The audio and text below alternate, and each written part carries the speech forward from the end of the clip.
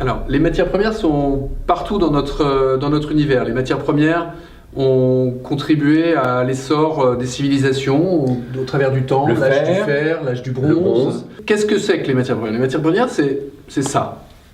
Qu'est-ce que c'est que ça? C'est une cabosse qui contient des fèves de cacao qui vont devenir... Eh bien, ces fèves de cacao, elles deviennent du chocolat transformé par nos chocolatiers. Là, en l'occurrence, une qualité de Madagascar, extrêmement bonne.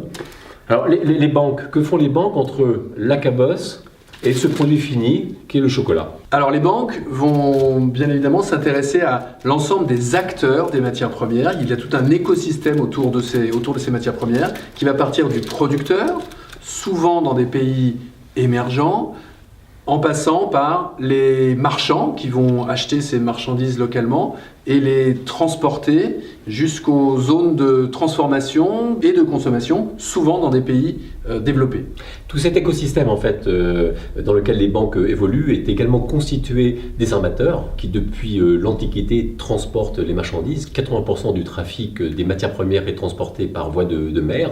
C'est une filière importante. La logistique, les inspections, les contrôleurs, ce qu'on appelle aussi les collateral managers, jusqu'aux transformateurs et aux sociétés industrielles qui nous permettent d'avoir ce produit fini dans nos assiettes ou au petit déjeuner le matin.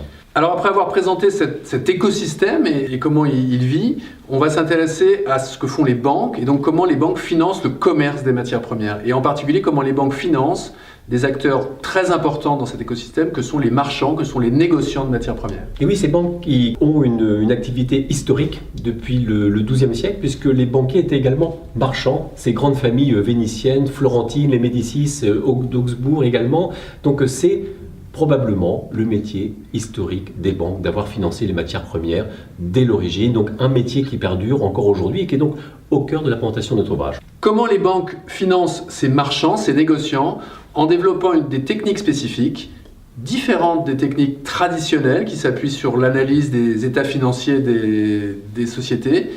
On appelle cette méthode l'approche transactionnelle et qui va s'appuyer sur la valeur de la transaction, c'est-à-dire la valeur de la marchandise que nous finançons et la valeur des outils, des techniques mises en œuvre pour réaliser la transaction économique. Alors cette analyse transactionnelle vient compléter l'approche classique, les études tout à fait habituelles que l'on fait sur les ratios, les BILDA, tout à fait classiques. Et le banquier transactionnel regarde plus particulièrement la marchandise, mais les documents, comme le connaissement qui joue plusieurs rôles. Tout à fait, le connaissement maritime, donc Bill of Lading en anglais, qui est le document de base dans ce type de financement.